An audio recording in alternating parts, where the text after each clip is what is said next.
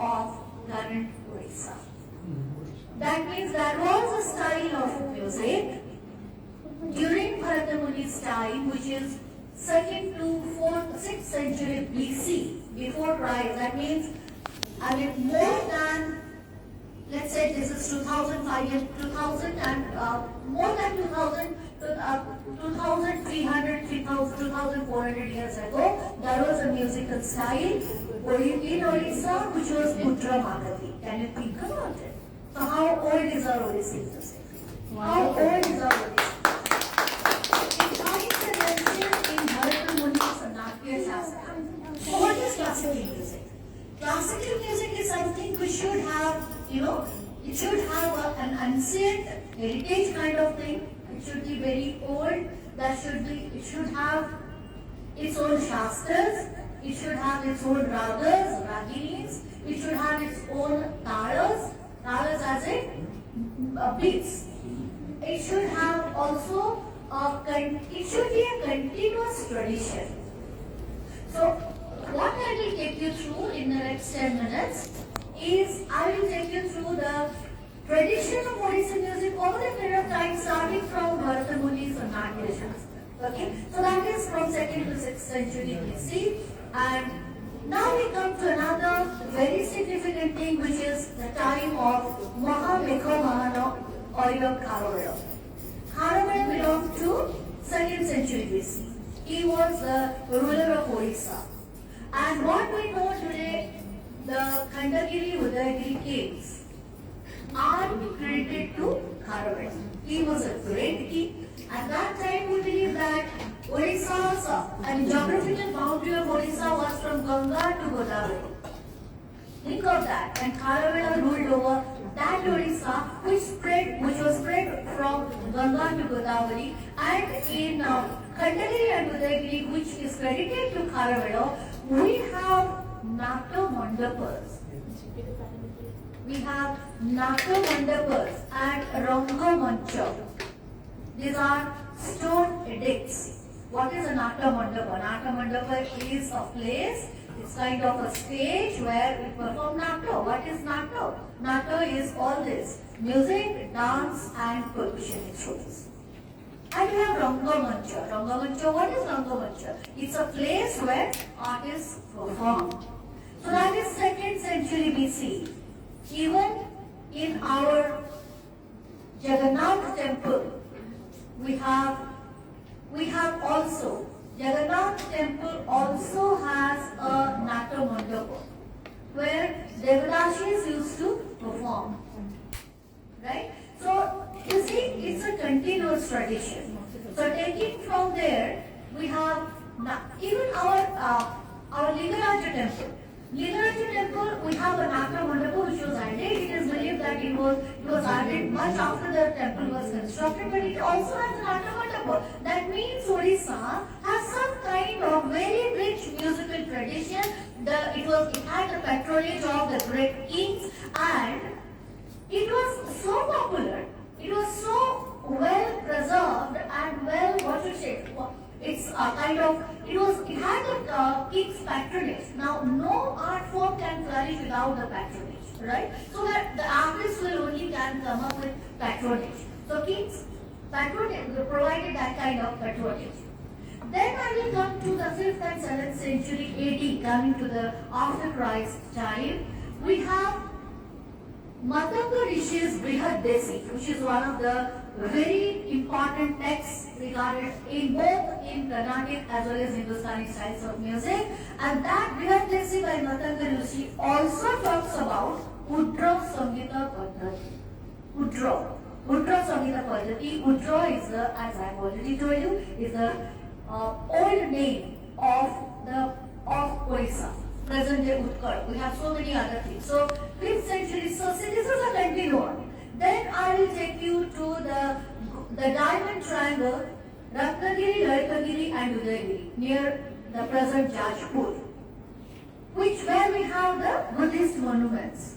And there was also practice of Orissa music, and that period is from 2nd, it is believed that it is from 2nd to 12th century AD.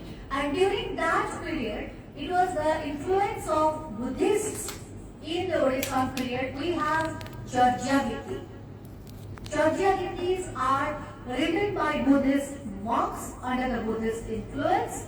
They have and Charjagitis in Odisha. Yeah. They have written these church. We still have them. We still have that codified. And these Charjagitis, they had these people, the people who have written these Charjagitis. It's a form. It's kind of something before the present Odissi, what it was before that. Charjagiti from 2nd to 12th century AD, and they have used some ragas. They have used ragas, they have mentioned ragas like Guchari, Malava, Vatamanjari, Desakhya, etc., which are currently sung in Odissi music. So that means if there would have been no connection, no continuity, how come these ragas are still sung in Odisha? Guru Shishya Parampara, right? From one generation to the next, from the Guru to his disciple and so on. So these they have special ragas, raginis, charjagitis, which is we get those all these things in the Lalita-giri and Ratnagiri, and they have used ragas which are also sung. I now come to Mahaprabhu, Jagannath Temple, 12th century. Odissi music is very closely connected to the the traditions and the rituals of Jagannath Temple. All Odissi songs are descriptions of Radha and Krishna. All Odissi, we have the Nata Mandapa in Srimandira, where Devadasis used to sing. 12th century is also period around that. The Sri Jayadeva also wrote the Gita Govinda. Jesus? Gita Govinda. So Jayadeva also wrote the Gita Govinda. For a long time, people believe that Sri Jayadeva was not from Odisha, but now it has been accepted that Jayadeva is from Odisha. Yedugulio. Okay? So this Gita Govinda is a lyrical poetry. It's a first of its kind. Written in Sanskrit, in 24 prabandhas, Gita Govinda was written, and Jayadeva was not only a writer, he must have been a composer, singer also, because all these 24 Gita Govindas, there is a mention of raga and tara. He has clearly mentioned what should be the raga in which the particular Gita Govinda should be sung and what should be the tara to which it is. That means during that time also this raga and tara parampara was there. And Jayadeva was a great performer. 12th century. Then I come to the medieval times. 15th, 16th, 17th, 18th century, the medieval times, which saw the emergence of great poets in Odisha, who were not only poets, they are also musicians, because their verses are written in meters, not freestyle. The first one was in 15th century Sarada Das, Odiya Mahabharata. 15th century Jagannath Das, Odiya Bhagavata, Damakari Chanda. ଗୋଟେ word କହିଲେ ଅଛି Damakari Chandare ଲେଖିଲେ. So Damakari Chanda is not a matter of joke.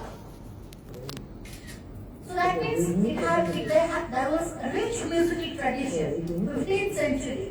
17th century we had Kavi Samrat Upendra Bhanja. Kavi Samrat Upendra Bhanja, and latter periods Varamari, Gopala Krishna, Baladev Ratha, Kavi Sucha Baladev Ratha, all of them have written wonderful poetry which are sung now also. And what is important, they have mentioned the raga and tara. That means what? Just imagine what kind of rich musical tradition must be there. All these are codified. And that takes us to the current period. We agree that because of influence of various invaders, because of economic, what should I say, economic downturn of the Odia people, Odisha economy, that has Odissi music has not reached that stage. It lost its patronage. We had different invaders, there was influence of the Britishers and so on. Odissi music has not reached, but I can say with great conviction, with Mahaprabhu in front of me, he knows that Odissi music is indeed a third form of classical music of India, and this will be accepted at some point of time or other. It's a matter of time. So what is needed is that we have our grammar. Odissi music has a grammar, the system of codification of ragas. We have our own ragas and raginis which are not present. Now the issue is that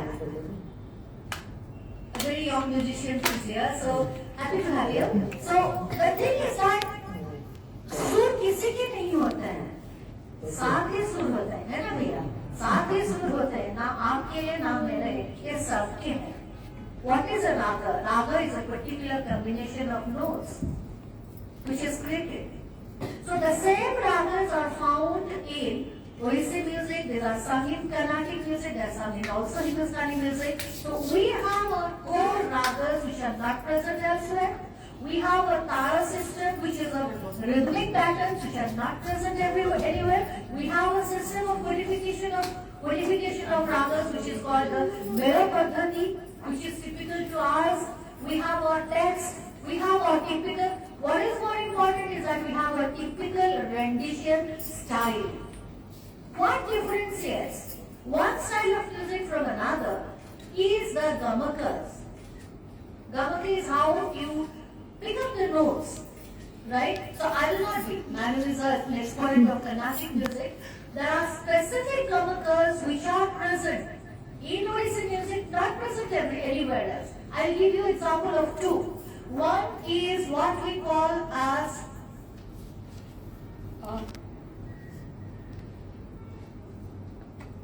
Ullasika Gamaka, which is not present anywhere. Ullasika is happiness, it's like throwing up.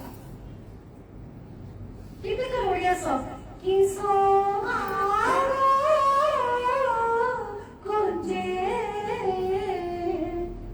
Gamaka.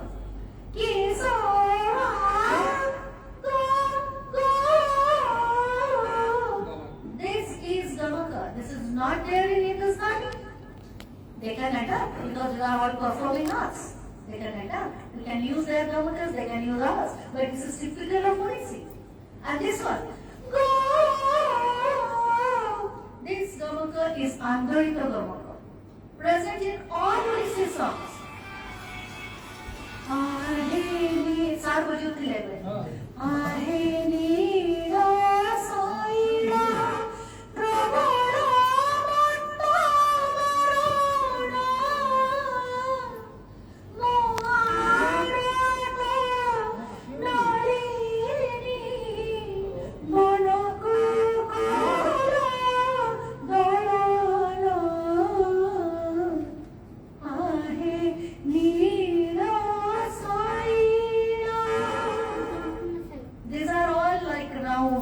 Like the eyes of Mahaprabhu.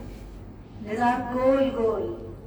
So these gamakas are typical. There is another gamaka which is typical of Odissi, which is called Kurura Gamaka.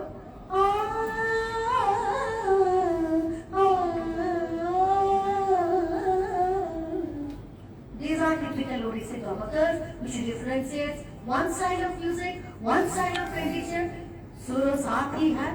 We also sing 7 notes, they also sing 7 notes. Westerners also play and sing 7 notes. There is no 8 note. 7 notes. 7 सुरों की संसार है, 7 सुरों की संगीत है.